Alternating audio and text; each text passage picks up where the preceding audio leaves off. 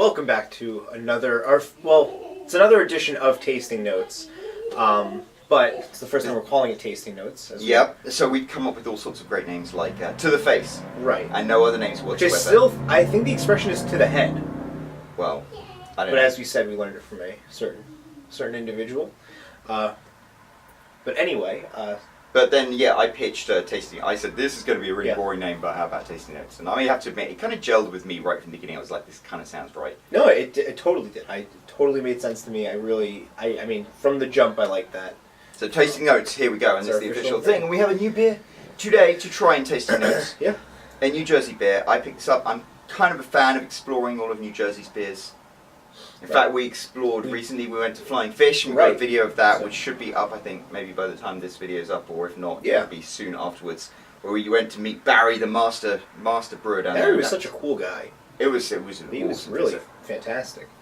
So this is a little further south. This is Cape May Brewing, and it's their Northeast Pale Ale, always ready. Intensely aromatic and crushable. Crushable, I have to work out what that means. I think beer, whoever does the marketing for beer and cars just has like a giant thesaurus of like, what can we say that sounds remotely good, that doesn't really describe anything about what you're about to purchase. I wonder if crushable has something to do with, with the hops, because it's pale ale, so it's going to be a little hopped. This says it's a hop bomb, which I'm concerned about. Yeah, Cape May is home to the Coast Guard, so we salute those who are always ready with a juicy Northeast Pale Ale with the addition of wheat and oats for a medium body and with brilliant aromas of tropical fruits like pineapple, pango and citrus zest. This lush hop bomb is always ready. Yeah, so it might be super hoppy. Yeah. Well, let's crack it open. Okay, I know you hate cans. I do, and also I'd like to note that on the can itself it says to pour it into a glass. Nice. It's probably because of the rat pee. That's a thing. I'm telling you, I didn't make it up. Oh, shnikes. There we go. Too big of a head on this one. Oh wow, you can smell. You can smell the hops, right? Yeah, it's interesting because I was foolishly into buying pale ales, thinking that they were more like pilsners, but they're not. They're very much ales. Yeah. Look at that. That's cloudy, so that's unfiltered, and that's super cloudy. And it was interesting when we went down to Flying Fish, they had unfiltered beers that were still kind of clear because of their machine that did it, whereas this... You know, this is very cloudy. Let's see how it tastes. Okay, I'm going to have some...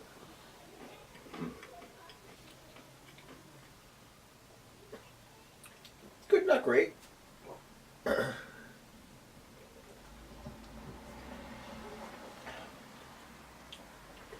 I'd say it's very typical of an American pale ale. Yeah. And that's, it's... I think it's solid. It's a solid contender. It's fine. It's fine, yeah. It doesn't blow me away, but pale ales in general have like ceased to impress me. Funnily enough, that Flying Fish one was pretty darn good. Yeah. I like this one. I think it's pretty solid, but it's a little too hoppy for me. Yeah, I don't know. I mean, It's got a very like hoppy forward taste in them. it does, yeah. Definitely not my... I probably would not order this if I were out. But that's also just like... It's interesting because I think that with beer it's very much a flavor testing. And it's funny because when we talked to Barry at Flying Fish, Barry was talking about how so the food industry is very much like, this is the way it is. Mm-hmm. You know, like I'm the chef, I've studied how to do this, this is the best way. But like you go to any restaurant really, and people are like, well, can I get this on the side? I don't want this. And it reminded me of a talk from Malcolm Gladwell about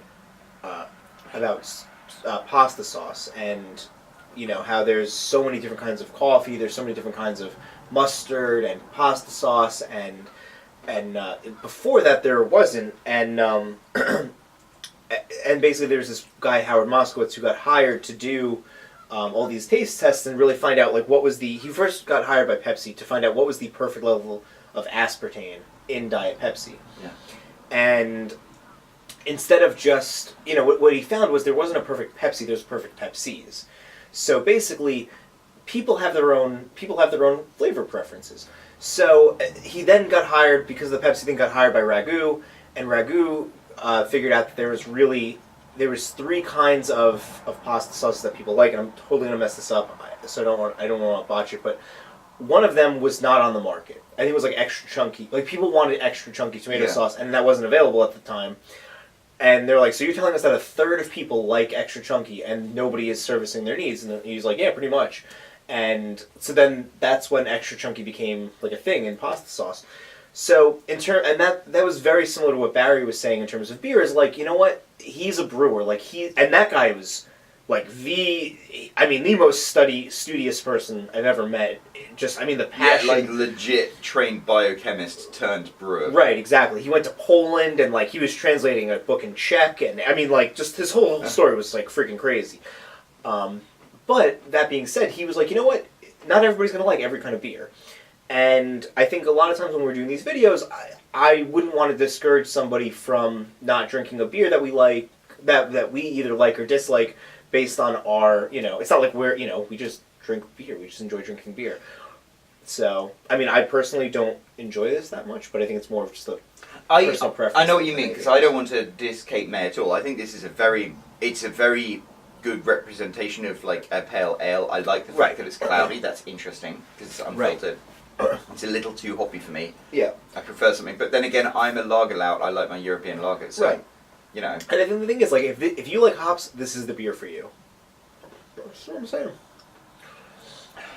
And no, I'm not just saying that because we're going to tweet out to you guys later. But it's interesting. I want to try their other stuff now. I think they have one called Dirty Mop Water. That was amazing. That was a great beer. We should get that one and do. Okay, well, you know what? Let's revisit Cape May. Let's do it. Yeah. All right. I'm up for that. The nice thing about this, again, this is a session beer as well. It's 4.8%, so I don't think I could drink that many pints of this because it's a little too bitter. Yeah. Just because of the hops, but no. Okay, Cape May, stand by for more because we will be revisiting your shores very shortly. Nice tie-in. And don't forget to watch. We have new episodes every Tuesday. We have some amazing episodes planned. I've really been kicking it up a lot with the. I feel like I've been kicking it up with the screenwriting. Really been kicking it up amazingly with the editing. It's just all around. People have noticed the difference. So check out the sitcom. Check out our other beer videos, and we'll see you soon.